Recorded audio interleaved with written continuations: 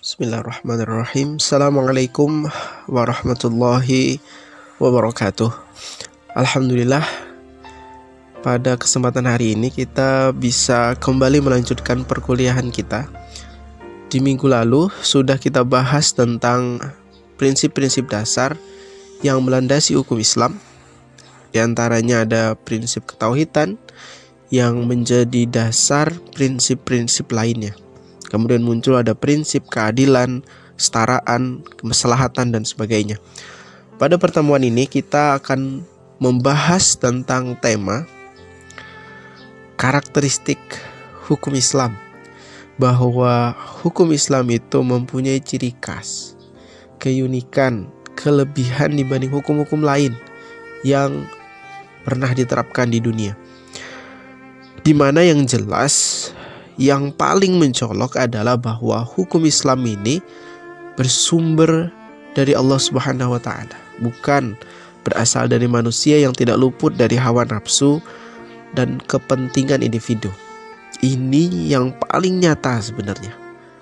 Namun nanti kita akan lihat aspek-aspek lainnya yang menjadi karakter hukum Islam yang membedakannya dengan hukum-hukum yang lain yang ada di dunia. Para pakar hukum Islam sebenarnya sudah banyak merumuskan karakteristik hukum Islam yang membedakannya dengan hukum-hukum yang lain, di mana para pakar atau para ahli hukum Islam tersebut punya penilaian tersendiri. Namun secara umum saya sarikan menjadi 6 karakter, yaitu diantaranya adalah moralitas, yaitu menjunjung 3 akhlak; takamul, yaitu lengkap atau sempurna; universal, yaitu berlaku untuk seluruh umat manusia di berbagai belahan dunia. Selanjutnya ada dinamis, mempunyai daya gerak dan beradaptasi dengan berbagai waktu dan tempat. Wasatiyah, seimbang atau harmonis antara aspek lahir dan batin. Kemudian yang terakhir adalah sistematis, yaitu saling berkaitan dan berhubungan satu sama lain. Baik, kita bahas satu persatu masing-masing karakter tersebut ya. Baik, yang pertama adalah moralitas. Bahwa dalam hukum Islam itu ada aspek moral atau akhlak yang tidak bisa dipisahkan. Keduanya saling berkaitan dan bersinergi. Di mana ada hukum, di sana ada moral. Setidaknya ada 2 alasan yang mendasari karakter moral ini pada hukum Islam. Pertama, hukum Islam ini bersumber dari Allah, dan Allah itu tidak punya kepentingan untuk dirinya. Satu-satunya kepentingan adalah untuk kebaikan dan kemaslahatan umat manusia yang ada di muka bumi. Kedua, Nabi Muhammad sebagaimana kita tahu diutus ke dunia oleh Allah Subhanahu wa taala untuk menyempurnakan akhlak dan budi pekerti manusia. Innama bu'istu liutammima makarimal akhlak, kata Nabi, bahwa saya ini diutus untuk menyempurnakan akhlaknya manusia. Atau di ayat Al-Qur'an disebutkan laqad kana lakum fi rasulillahi uswatun hasanah, bahwa di dalam diri Nabi itu ada uswatun hasanah, budi pekerti atau perangai yang sangat baik. Nah, dari 2 alasan inilah yang menjadikan aspek moral merupakan hal yang tidak bisa dipisahkan dalam hukum Islam dalam berbagai aspek dan ruang lingkupnya. Dalam persoalan ibadah misalnya, kita diperintahkan sholat, zakat, puasa, haji, semuanya untuk kepentingan menyempurnakan akhlak, ya kan? Misalnya dalam sholat kita diperintahkan untuk inna sholata tanha 'anil fahsya'i wal munkar. Sholat itu tujuan untuk apa? Untuk mencegah kita dari perbuatan keji dan munkar. Di dalam sholat ada akhlaknya. Kemudian dalam persoalan muamalah misalnya, atau di dalamnya ada jual beli, transaksi dan sebagainya. Kalau kita lihat lebih jauh bahwa semuanya nanti bermuaranya pada akhlak. Kata Allah itu kan wa ahallallahul bai'a wa harramar riba. Allah itu menghalalkan jual beli dan mengharamkan riba. Nah, itu kan arahnya apa? Untuk menyempurnakan akhlak. Dalam persoalan siasah, misalnya kita diperintahkan untuk mengangkat seorang pemimpin dalam sebuah komunitas masyarakat, ya kaitannya juga dengan akhlak, agar manusia itu tertib. Atau misalnya dalam persoalan jinayah, dalam Islam misalnya pernah dikenal dengan hukum potong tangan, hukum rajam, bahkan kisos. Kaitannya juga tidak jauh-jauh untuk menjaga stabilitas sebuah masyarakat, untuk menjaga manusia agar tidak keluar dari relnya. Lagi-lagi untuk menyempurnakan budi pekerti manusia. Jadi apapun itu dalam Islam, pada akhirnya adalah untuk moral, akhlak manusia. Nah, inilah yang kemudian menjadikan pembeda antara hukum Islam dengan hukum lainnya. Misalnya hukum Barat yang kalau kita kaji itu jelas ya, di hukum Barat itu memisahkan antara hukum dan moral ya. Seakan-akan hukum dan moral itu adalah sesuatu yang berbeda satu sama lain. Yang bahayanya adalah ini akan berimplikasi besar dalam prakteknya kemudian. Selanjutnya, takamul, atau kalau kita artikan dalam bahasa Indonesia itu sempurna atau lengkap ya. Bahwa hukum Islam itu selain mencakup berbagai aspek dan ruang lingkup kehidupan, ada aspek ibadahnya, muamalahnya, ada hukum privatnya, hukum publiknya dan sebagainya. Hukum Islam ini juga mampu mengakomodir berbagai golongan ya, karena sifatnya yang sempurna dan lengkap. Baik itu golongan tua atau golongan muda, rakyat maupun pemimpin, masyarakat desa maupun kota, tradisional maupun modern, masyarakat dulu maupun sekarang. Jadi hukum Islam itu mampu masuk dan diterima. Mengapa bisa demikian? Ya karena hukum Islam berisi nilai-nilai moral yang berlaku dan dapat diterima oleh siapapun. Sehingga ketika Islam datang ke Arab misalnya, Islam pun bisa langsung diterima. Lah, tapi kok Pak, buktinya banyak para kafir Quraisy yang menolak ajaran Nabi Muhammad. Jadi yang ditolak itu sebenarnya bukan ajarannya, tapi karena mereka itu hanya gengsi kepada Nabi. Semua orang atau masyarakat Arab saat itu sebenarnya mengakui akhlaknya Nabi dan mengakui kebenaran ajaran-ajaran yang dibawa oleh Nabi, tapi cuma karena gengsi saja dengan Nabi sehingga tidak mau masuk dan bergabung dengan Islam. Dan demikian juga ketika Islam datang ke Nusantara, Islam langsung diterima oleh masyarakat dan terbukti menjadi agama yang paling banyak dianut oleh penduduk Indonesia. Padahal Islam itu adalah agama terakhir yang datang dibanding agama-agama lainnya seperti Hindu, Buddha, Kristen yang sudah lama ada di negara kita atau di Nusantara sebelumnya. Nah, bahkan yang menarik itu adalah bahwa hukum Islam ini juga mampu mengcover berbagai paham pemikiran keagamaan, baik yang ekstrem kiri, liberal maupun ekstrem kanan, fundamentalis, ahlu ra'yu atau ahlu hadis. Itu semuanya bisa di-cover dalam Islam. Bahkan kalau dalam ilmu kalam itu kita pernah belajar kan, kita mengenal ada aliran Jabariyah dan Qadariyah yang masing-masing aliran ini berbeda satu sama lain pemahamannya.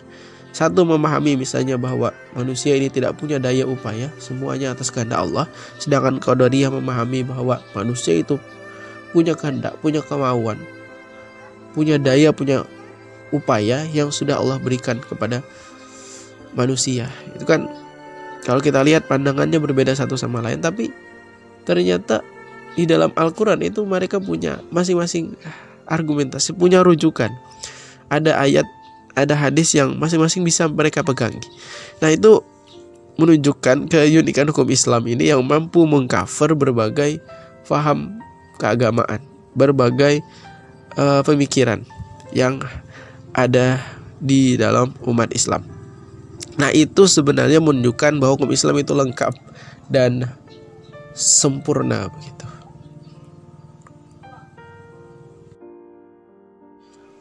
Karakter selanjutnya adalah universal. Jadi ini masih berkaitan dengan karakter takamul tadi, bahwa Islam itu bisa diterima untuk seluruh umat manusia tanpa dibatasi oleh ruang dan waktu atau wilayah geografik dan batas teritori tertentu. Misalnya hukum Islam itu hanya bisa diterapkan di negara Arab saja, tidak, tapi bisa diterapkan di tempat, wilayah atau negara manapun, di lintas generasi. Maka kalau kita lihat sejarahnya, meski antara Mekah dan Madinah itu kan berbeda wilayahnya, namun Islam bisa diterima di kedua tempat tersebut, karena hukum Islam itu membawa nilai-nilai universal yang bisa berlaku, bisa diterima untuk seluruh umat manusia. Di antaranya apa? Ada nilai-nilai keadilan, nilai kesetaraan, nilai kemaslahatan, dan sebagainya.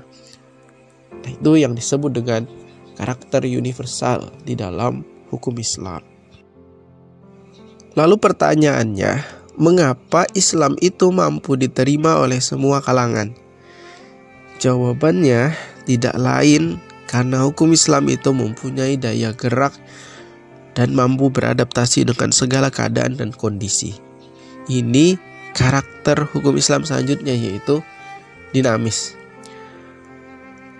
Maka ada kaidah ya yang sangat populer dalam hukum Islam, yaitu apa? Taghayyurul ahkam bi taghayyuril azminah amkinah wal ahwal wal adat. Ini salah satu ungkapan yang disampaikan oleh Ibnu Qayyim al-Jauziyah ya juga, bahwa hukum Islam itu bisa berubah dan menyesuaikan dengan waktu, tempat, keadaan, dan kebiasaan masyarakat. Maka hukum Islam itu kemudian dia dinamis dan fleksibel. Dia bisa menyesuaikan diri dengan berbagai tempat dan kondisi. Misalnya pada Imam Syafi'i itu kan kita mengenal ada istilah qaul jadid, qaul qadim. Pendapat beliau ketika beliau berada di Baghdad atau Iran, kemudian pendapat beliau ketika Irak ya.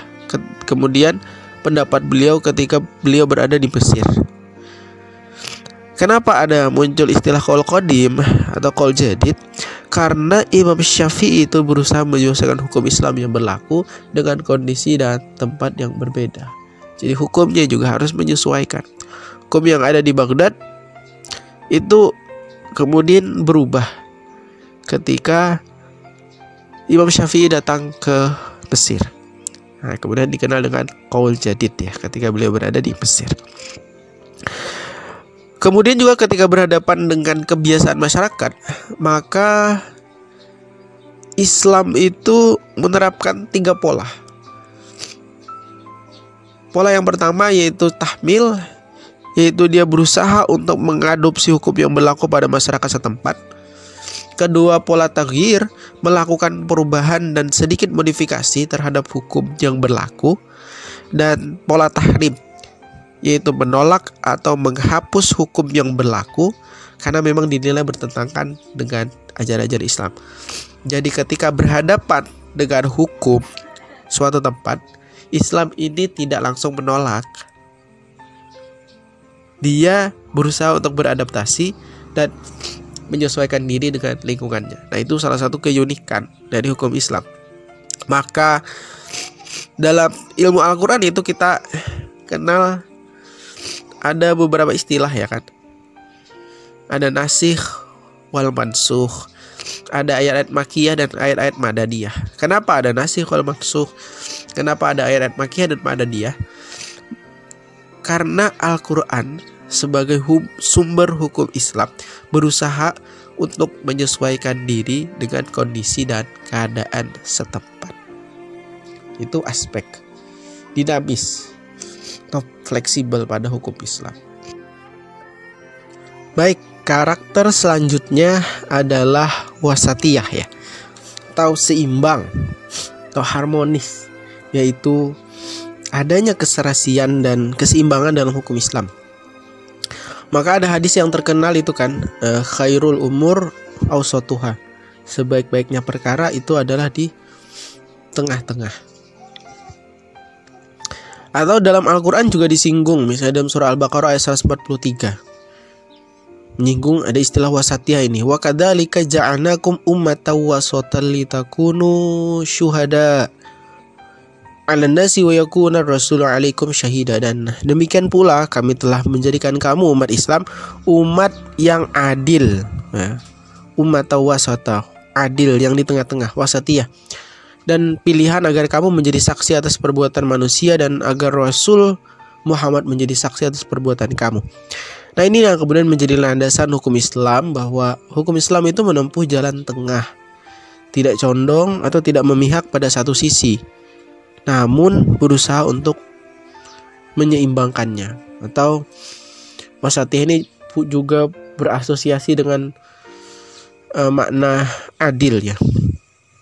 Nah, hal ini misalnya terlihat dalam beberapa contohnya ya dalam hukum Islam.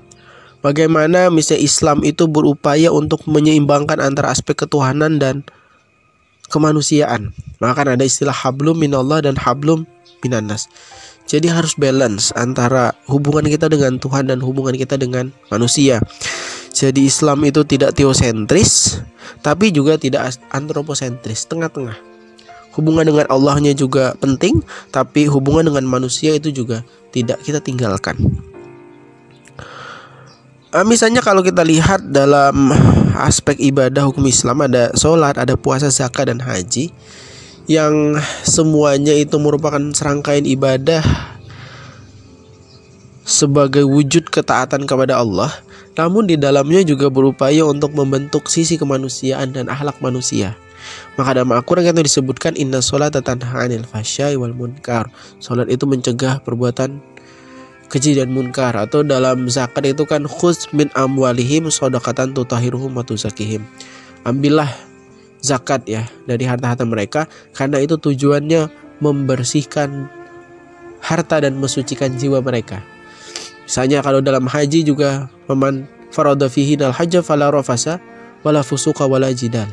Ketika kamu sudah melaksanakan ibadah haji, maka jangan melakukan kegiatan-kegiatan yang keji, wala rafasa wala fusuka, tidak melakukan perbuatan yang fasik, wala jidal, kemudian jangan berdebat, jangan bertengkar, jangan berkelahi.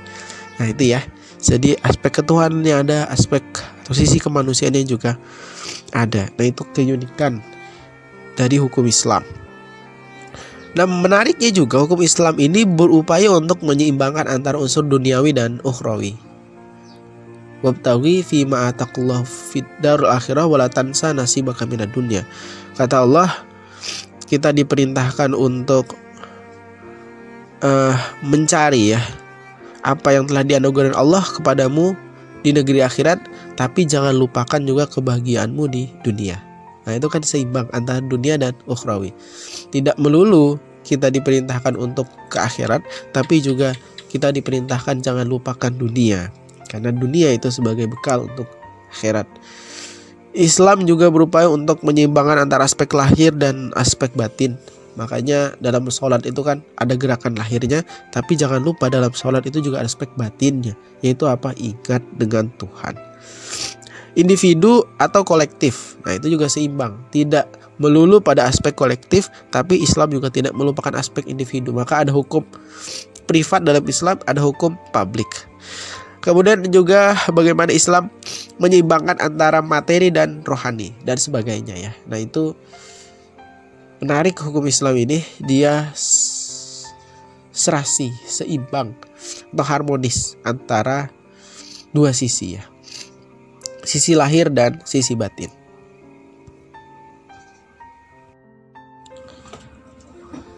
Baik, selain hukum Islam itu punya karakter dia wasatiyah, seimbang atau harmonis ya. Karakter yang terakhir, hukum Islam itu juga adalah sistematis. Apa maksudnya? Dalam artian bahwa hukum Islam itu mencerminkan sejumlah aturan yang bertali temali ya, secara logis. Jadi beberapa lembaganya saling berhubungan satu sama lain. Perintah sholat senantiasa diiringi dengan perintah zakat ya. Makanya kan banyak sekali ada Al-Quran yang menyebut sholat kemudian setelahnya zakat. Aqimus sholah wa atuz zakah ya kan. Banyak sekali itu. Kemudian amar ma'ruf diiringi juga dengan nahi munkar. Wal takum minkum ummatan yad'una ilal khairi wa ya'muruna bil ma'ruf wa yanhauna 'anil munkar. Kata amar ma'ruf nahi munkar ini saling berkaitan. Jadi kita diperintahkan tidak hanya amar ma'ruf saja, tapi juga di satu sisi kita juga harus nahi munkar. Nah itu ya, bertali temali satu sama lain, berkaitan. Kemudian misalnya perintah untuk beramal di akhirat, namun juga diperintahkan untuk beramal di dunia. Nah itu ya namanya juga tali temali. Jadi dunia ini tidak bisa kita tinggalkan karena dia sebagai bekal untuk akhirat. Tadi tidak melulu akhirat saja, namun juga diperintahkan untuk mencari dunia. Nah itu selain dia menunjukkan keseimbangan antara dunia dan akhirat, itu juga menunjukkan sistematisnya.